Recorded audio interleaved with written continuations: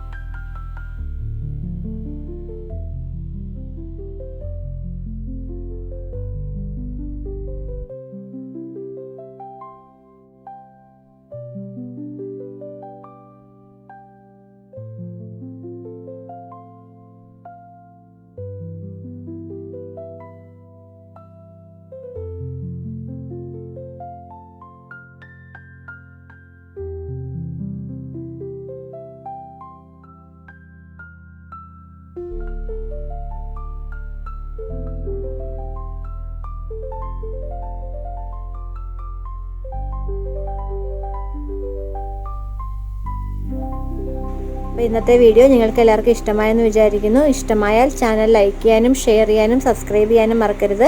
കൂട്ടത്തിൽ ബെല്ലൈക്കൺ കൂടി പ്രസ് ചെയ്താൽ ഞാനിനി ഇടുന്ന വീഡിയോയുടെ നോട്ടിഫിക്കേഷൻ നിങ്ങൾക്ക് ലഭിക്കുന്നതായിരിക്കും.